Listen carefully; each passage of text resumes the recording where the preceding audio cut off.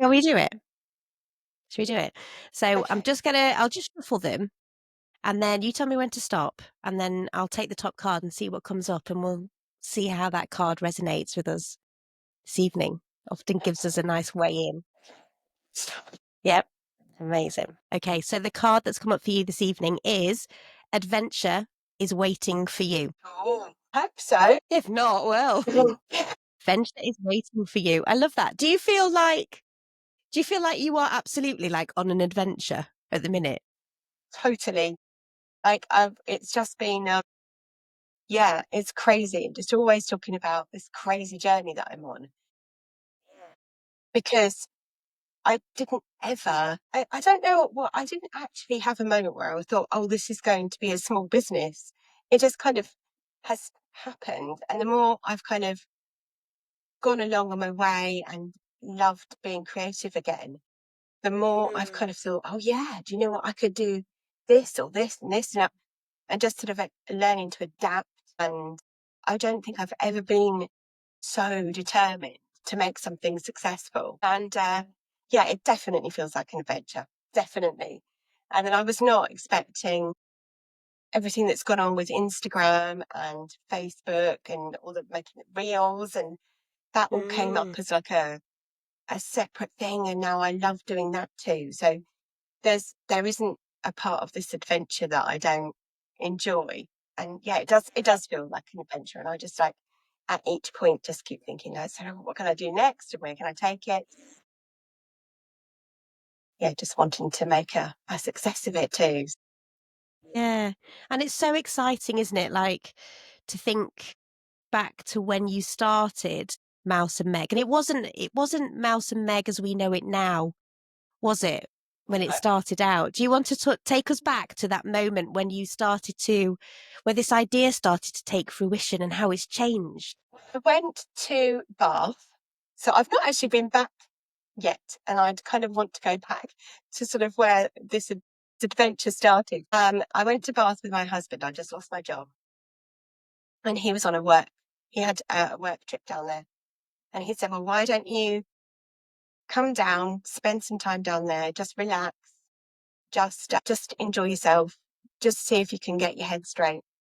And so I thought, perfect time to do so. And I always I did a reel recently about the butterfly effect. And it's like, I decided to pack my sketchbook. I hadn't done any drawing for ages and ages. And I just kept thinking, well, what if I packed another book? What if I'd have just decided to go and take myself around the shops? Or, I mean, I did a bit of that as well, but I decided to take some pencils and my sketchbook because obviously I knew he was going to be working. So I was going to have a lot of time to myself. And as a busy mum, I sort of thought, yeah, it'd be really nice to like reconnect with that. And then suddenly this little bunny started to come to life on the page. And I thought, oh, do you know what? I might be able to do something with this. So I literally went to Bath and came back with a business idea, but it wasn't a business idea really. I just thought I could sell a few paintings for babies and children. Could personalize them. And if I got each design, I could then trace each one off, then write the personalization on it and hand paint it and put it on Etsy. And I remember I set up my Etsy shop and I sort of cleared a week thinking, oh my God, the orders are going to become flying in. I'm going to literally just be rushed off my feet with painting. Yeah, I was that daft. And that obviously didn't happen. And when I did get a few orders, I just realized it was taking me 2, maybe 3 days to perfect these paintings. I was doing them like one little splodge, or I wasn't happy with that, and I would tear them up. Just such a perfectionist. And so it was my husband actually who said to me, have you thought about learning to draw digitally? And I was so anti the idea. I just was like, no, no, I don't want to. But I got more and more anxious and overwhelmed and was tearing up these paintings and it drove me mad. But by that point, I just fallen in love with being creative again. So, yeah, he bought me an iPad and told me to download Procreate, and started messing about with it. And so I hate to admit he was right. We won't tell him. And then he, yeah, no. Um, and then I just thought, okay, so I go right back to the beginning, and I learnt Procreate, and I thought, okay, I'm going to just have a total rebrand. So designed my logo on Procreate, and yeah, so I just thought, okay, well, let's see where we can go with it. So Mm. yeah, that's how we got onto this pathway. Pathway. Yeah. I And I decided to think stick with. it's like a sliding doors moment, isn't it? Not pack the sketchbook, just go round the shops, not really sort of be in that zone, not take that moment, and yet here we are, with Mouse and Meg, and kind of really flourishing. And it's crazy, isn't it, how sometimes out of those sort of challenging moments in our lives, we kind of lean into our creativity, and if we really let it take us, it can just whisk us off into a different direction, can't it? And it can feel scary, but at the same time it's so exciting. Yeah, totally. I mean, as I say, I had no idea that this was where it was going to lead, but yeah, just that little sort of spark of an idea and just drawing. So I used to teach in a nursery, used to do art with the children and craft projects and things. So I think it just naturally came to me that I drew, bunny rabbits and elephants, Yeah. and so it just seemed right that it was for babies and children. And having loved being creative and doing arts and crafts and things with children. But yeah, it is really strange. I sort of look back now and think, my goodness, if I hadn't done that, then I wouldn't be here. I wouldn't be having an absolute whale of a time. It does sort of just, yeah, it's amazing when life picks you up and just takes you somewhere you didn't ever intend to be, and then turn And around and go, did wow, you so thankful. did you draw when you were a kid as well? Yes. Yeah, I drew an elephant. But yeah, so when I was a kid, I've always loved to draw. And I remember though, I must have been 6, and I drew an elephant from like a photograph of an elephant. I can see it now actually. And my teacher actually called my parents in and showed them this elephant and said she could see that there was something that needed to be nurtured there. That I'd obviously been very sort of, that's a really good skill to have when you start art, when you start drawing, is to be able to copy is a great skill. So I think she'd noticed that I'd taken, really, really looked at this elephant, and it sort of had wrinkles and the little wavy lines in its ears and things. And yeah, so she told my parents that it really ought to be something that was nurtured. And then I used to come home from school and draw and paint, and I've always loved it. So, and then when Mm. I think back now of every sort of job that I've done, there's always been some element of that to it. So, yeah, it's not surprising that it drew me back in eventually. It went, no, come on, do some drawing. I think that's so beautiful as well, because often when people are talking about their creative pursuits, they go back to something that they did when they were a child. I've just been doing the Claim Your Creativity with Tara Jackson, and the second or third installment of the program is about tapping into your inner child and going back to, something that you did when you were first sort of experiencing the world. And so the fact that you drew this elephant and the teacher recognized that as a skill, as a talent, as something that needed to be nurtured is just so beautiful. And you've come back to that as well. And I think, that gives you, it kind of makes the connection between what you're doing and who you're doing prints for even more so special. Yeah, and I've looked after kids, and So, and that's always been my favourite thing to do with them is to like, when I was like looking after two girls, and we often used to do art and craft projects. Obviously, I did that with my children too. So yeah, it just and it yeah, it just naturally feels like right to do children's drawings. Yeah, it just keeps pulling me back, definitely. No, it's And lovely. I often think about the hours and hours I used to spend when I came home from school, sitting painting, and I had on the my bedroom door was just full of paintings that I'd drawn. So I used to put them all over the front of my bedroom door, normally ones with my name on it. It's like, this is where I was. I love that. And it's funny that you say, you wanted to avoid going down the digital route, but Procreate seems to be, you know, the right program for you and you're really enjoying it. For those people who are listening, perhaps who don't, I wouldn't know what it is. I'm assuming it's, it's a software program that you can use to draw your designs into and then, titivate them and, all of that sort of stuff. But do you want to talk a little bit about that particular program and how that's really allowed you to explore all of your different ideas, because you do personalize them and they're so beautiful as well, and you've just started adding in the is it the kind of the rope as well, you can actually hang them up. Yes, that was a collaboration I did with another company. They've got magnetic hangers. So we did a little collab because they look That's great it, magnetic with hangers. my designs on Yeah. them. So yeah, so but yeah, I Procreate is just I cannot sing its praises highly enough. Though all of my designs, they still start life on a piece of paper with a pencil. So, of all the things that I've been able to master in Procreate, the one thing I've never been able to get right is the sketching.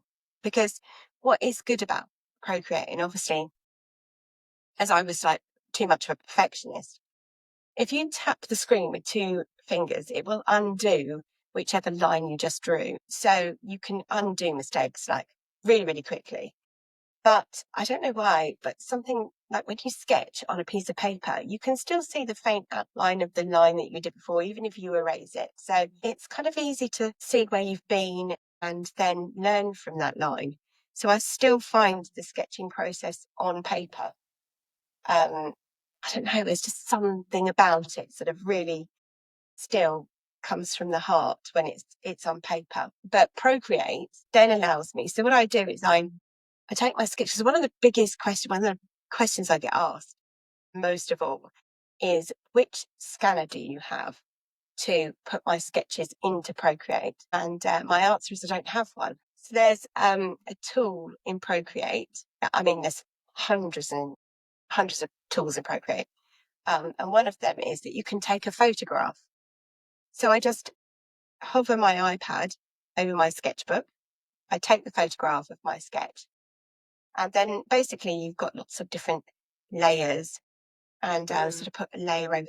Then I can sort of trace over my original sketch. And then it's filled with amazing digital art brushes, fantastic color palettes. And so you basically, it's exactly the same as, because I often get sort of people saying to me, well, it's all done for you though, isn't it? In the app. It's like, Yeah. I think people, you just press a button and then suddenly artwork appears. It's like, well, no, I still have to put in a lot of, time and effort. I have to Yeah. blend things and shade. But it is fantastic. You can resize things all the time. And I mean, it's great now. I know my way around. I'm pretty whiz around it these days, which is good. But yeah, it is. I would highly recommend that anyone start using Mm. Procreate. And of course, digital art is just so up and coming now. And I don't think that the results are any different really from using traditional methods. Mm. But no, I do love it, and it's certainly made a world of difference to me. I was going to say, because I mean, I've watched some of your sort of progress Insta stories of how you're developing from a sketch. Next stage is shading and blending, like you were saying, and tracing the shape, and then adding all the little bits, like remember the strawberry. And I suppose it's just allowing you to scale up what you're doing and make sure that you can keep up, because as Mouse and Meg started to grow, you needed to be able to produce the prints, and this obviously allows you to do that so you can keep up with demand. But I can imagine it being that process still being very creative and very time consuming, and the efforts there. How long does it take you to actually do a print then, from start to finish? A long time. Yeah. It depends, really. Some of my designs have taken a couple of days, but that generally seems to be the least amount of time that I can design something in. Others can take me weeks, months, stopping and starting. Because obviously, when you've got a small business to run as well, the juggle of life and also running a small business and then finding the time to create can be quite tricky. So my ABC chart, for example, had on it obviously 26 tiny little designs from A to Z. So Yeah. that took, each one individually done, it did take a long time. Probably took me a couple of months in total, sort of on and off. So yeah, it can depend. It can differ massively. Mm. And as Definitely. well, I suppose, as part of that creative process, you need to step back and you need to rest and you need to recharge and recuperate. And I mean, you had a bit of a fall. That probably would have put you back a little bit off your chair. I did watch that. I thought, careful, Laura. And then I saw your next story, like, yep, go to A&E. But then I think more recently, I feel like you've been in a more of a reflective stage where you're thinking about, what this should look like and what it actually is, and sort of taking your time to be creative and getting back to like the essence almost of what you're doing, because sending orders out and doing all sorts of different things, it can become overwhelming, can't it? Definitely. And I have had about 6 weeks when life got very busy. My daughter Meg turned 18. Yes. My stepdaughter Poppy is taking her GCSEs. So there was just sort of lots to organise, proms and parties. And also at the beginning of the year, I sort of just set myself too many goals. I think it's very easy to think, okay, well, I need to be doing this and this and this. And I read a little while ago something about you should never compare your page 20 to somebody else's chapter 20. And I think sometimes, it's much as I love being on social media and creating reels, it can be a difficult place to be when you're comparing yourself to businesses Mouse and Meg is turning 2 this month. So still very young business in the grand scheme of things.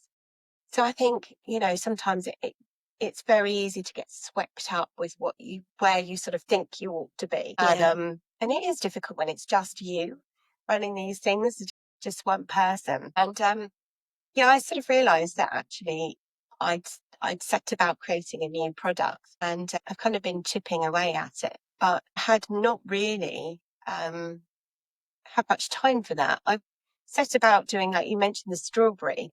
That's all part of a series of illustrations that I started sort of purely for my social media. But I may turn it into a calendar at the end of the year. We never know. To welcome in each month. So it was really only those that I was doing. One of the goals that I'd really, really set myself as a priority was to create new products this month. I don't want to get away from prints. I still want to do prints, but I've also got lots of ideas for other things too. So I wanted to get on with doing that. So yeah, definitely sometimes you have to really look at, hang on a minute, take stock and decide what's important here, trying to not do all of the things all of the time. Yeah. Can be tricky not to do that, not to get swept away with all of the what you think you should do. and concentrate on sort of what is important, not just for your business, but also for the sake of your sanity. I know, exactly.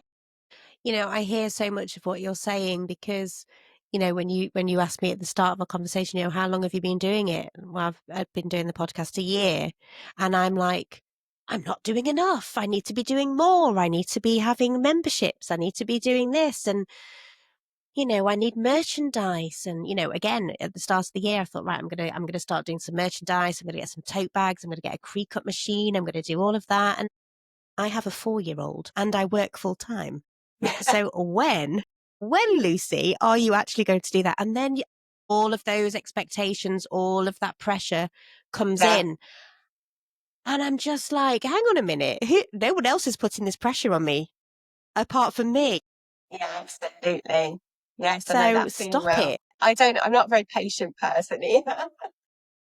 No, I want to do preaching all to of the the choir things, there. Neither am and I I. want to have done, yeah, and I wanted to have done them all yesterday. I know. So, It's, yeah, it can be difficult to prioritize, to rein yourself back in occasionally. yeah, absolutely. And I think, what you said earlier about sometimes social media is toxic. Sometimes we can be on there so much scrolling, creating the reels, which I agree is really creative. I love creating reels and the stories and, all of that sort of stuff. However, it can be dangerous because you do start comparing yourself to people who are way ahead of you in terms of, maybe just the time that they've been doing something, the connections and the networks that they've got.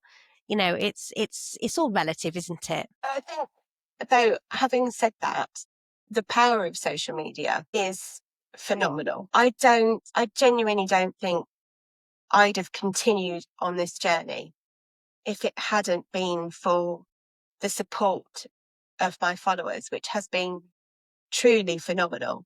So many times I'll be on my stories and I'll sort of say, "Oh, I'm not getting on with this." And I don't know, and just occasionally I'll get a message. I had one the other day from a follower who messaged me. I was having a bit of a down day. And she said, "I just wanted to say thank you because I love it when your content pops up.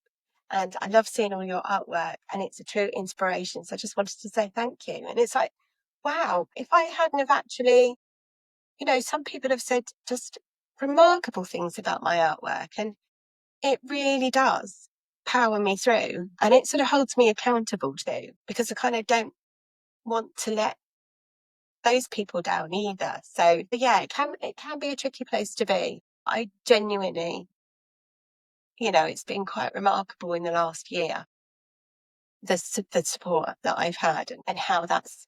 I always say like nobody should need outside validation. We should all be sort of having our own backs, which is something I've really had to learn to do. Stop being my own harshest critic. But I do love that so many people just so kind and generous and say lovely things, and it just has helped me immensely, pick me up through the difficult days. Yeah. Well, a shout out to all of the followers of Mouse and Meg. It can be toxic, but the connections that you make on social media as well, the conversations I've had with so many amazing people, you just think, why are they choosing to talk to me? I don't really know. But you're right, they do say amazing things, don't they? It's really lovely. Yes, so many people will say, "Well, you've got me motivated to." One lady, she follows me from Trinidad. Actually, should I put a light on? Hang on. Yeah, go for it. So, do you obviously have a designated space for creating your beautiful illustrations? Finally, yes. I used to work. Well, first of all, I worked from my kitchen table, Yes. where many a small business starts, right? Yeah. Then I decided. Then my son went off to my son, who's the mouse in Mouse and Meg. He went off to not. It's not Yeah. called Mouse. I just nicknamed him Mouse when he was little. He went up to uni, so I used to work on his and then he came back from uni really early on last year. And I was like, no, what am I going to do? And he really isn't the tidiest lad. It's terrible. So I thought I'm going to have to find myself a new workspace, and that's when I started working in my shed. And one of Ah, one of my followers turned it into a little studio. We turfed it all out, and we did it over the course of long weekend. I think it was amazing what we got done, and I did manage to make it look really lovely out there. And so many people sort of loved, because obviously I shared all that journey on Instagram too. And one of my followers nicknamed my shed my Shedudio. So, Shedudio, love that. and I did love it out there, and people loved that I was working in my shed. But it was just like, it was really hot in the summer or really cold. It was very difficult filming out there because it creaked terribly. And, Yeah. or I'd be out there and someone would start mowing their lawn, and dogs barking and buses going past and seagulls. Being on the south coast, the seagulls are so noisy. And it would hear them like tapping all along the roof. So it became pretty obvious that it wasn't like, it was lovely in there, but not a practical solution. I couldn't have my paper Yeah. out there, or Yeah. my printer. So I didn't want to keep any expensive equipment out there. Mm. Yeah, so finally, my, well, eldest stepson also got off to university. And with his permission, I've pinched his room.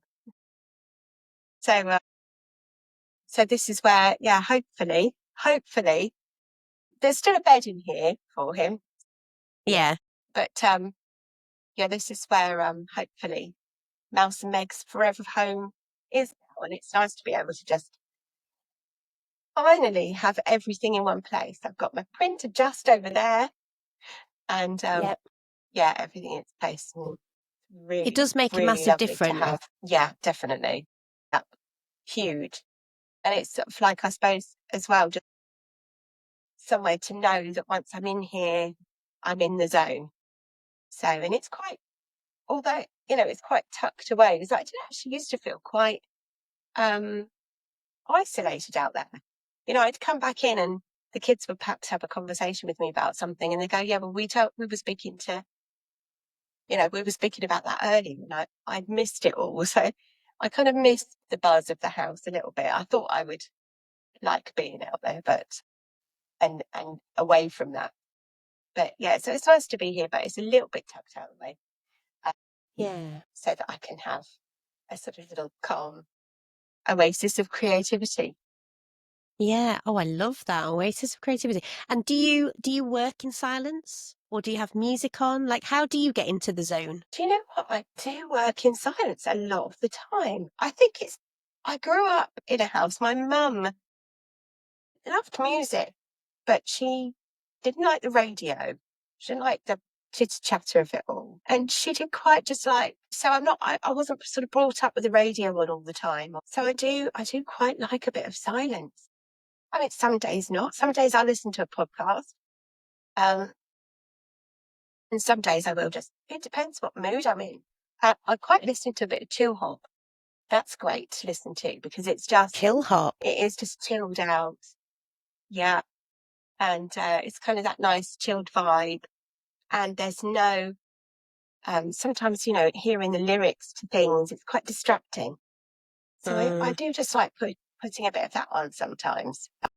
mm, But yeah, it depends. I mean, obviously, if I'm working on reels and I'm editing to the beat and things, then I have to do that yeah. in silence because you have to listen to the music over and over again. So I don't Yeah. do lots of music, a bit of noise. Your reels are pretty impressive. I mean, I have watched quite a few of yours thinking, okay, I am going to try and recreate that for the wilderness of creativity because they're so good. Like the music, like how you have all the captions going through, they're engaging, they tell a story. Did you just discover how to do that, or did you watch a lot of reels as well to kind of get inspiration? Because I never know what works and what doesn't work. Well, this time last year, it was last April, I was really floundering when it came to social media.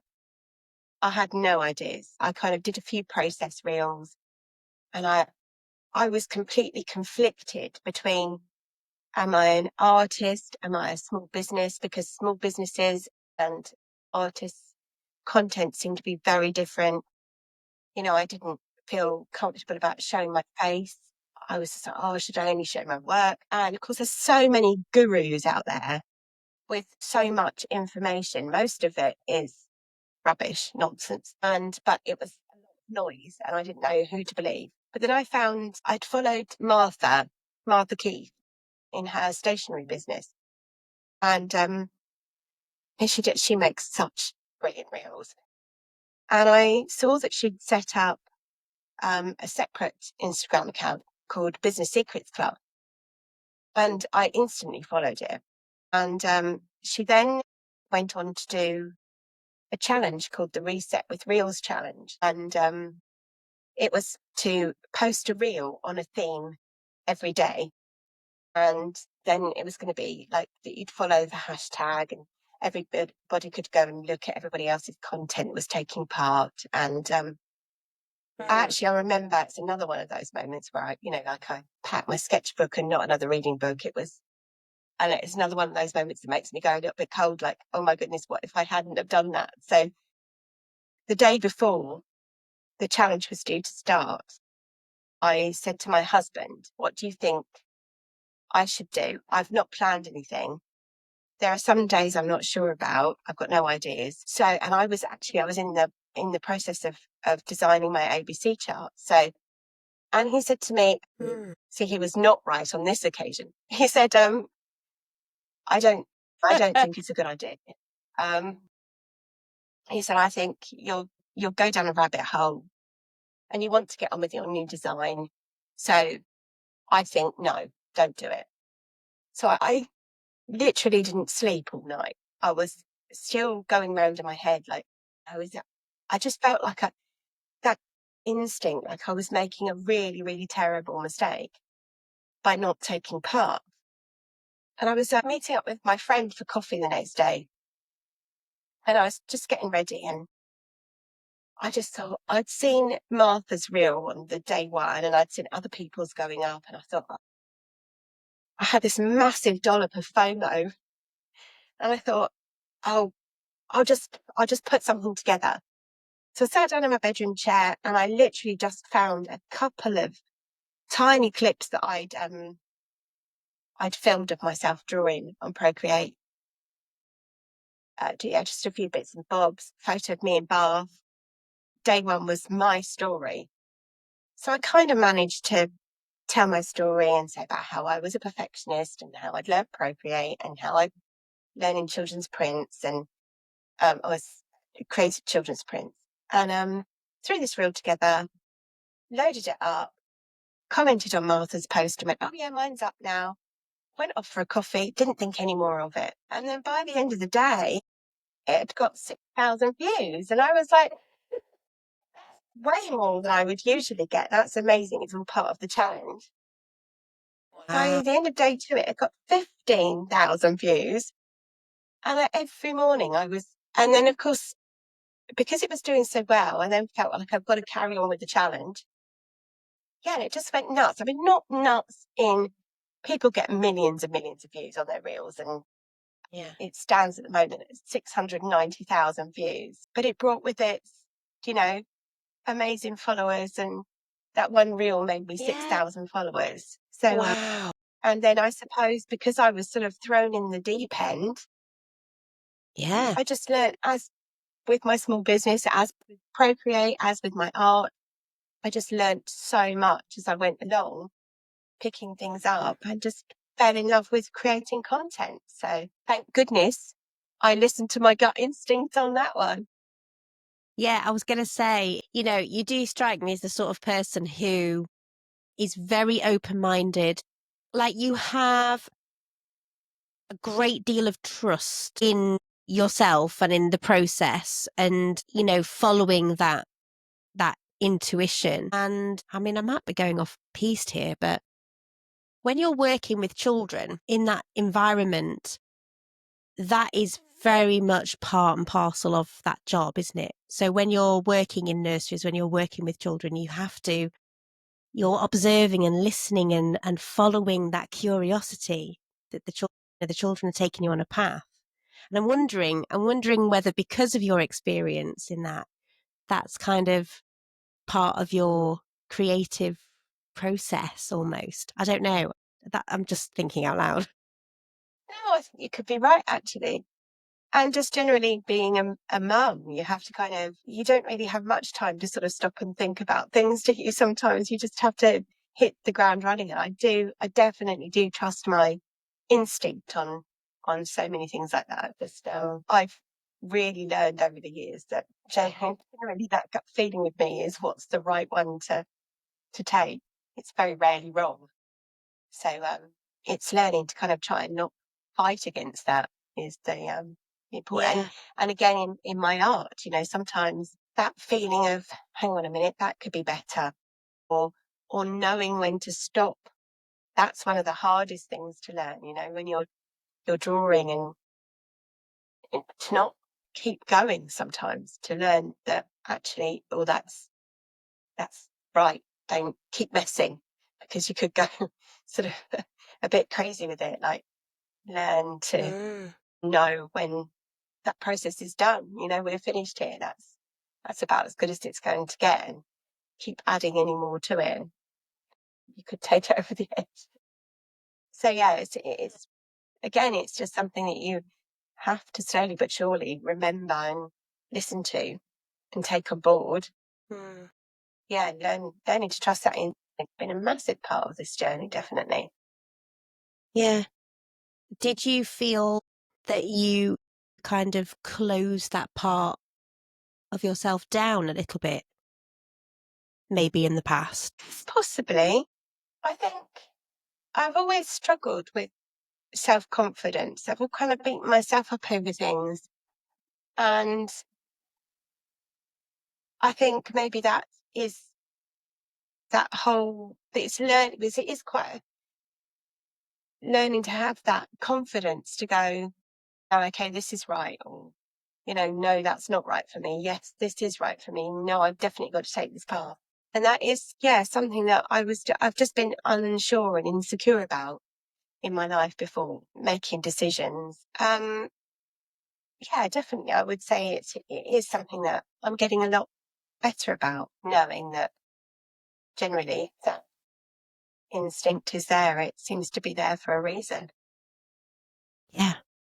And if people want to find you and purchase one of your Mouse and Meg prints, you said you've got an Etsy shop. So, do you want to let our listeners know where they can, find Mouse and Meg products? I have a website, which is www.mouseandmeg.com. And yeah, you just have to search for my shop, Mouse and Meg, in Etsy. So I have either one of those. So I do some bookmarks as well, sort of slightly randomly, but some bookmark designs too. And hopefully there's a lot more to come. But yeah, hopefully people will go and check out the website, have a look Yeah, at my full they will do. collection. Yeah. And when you say you've got more products lined up, can you talk about what some of those are yet? Oh, no, I'm keeping them under wraps. I haven't, That's all no. good.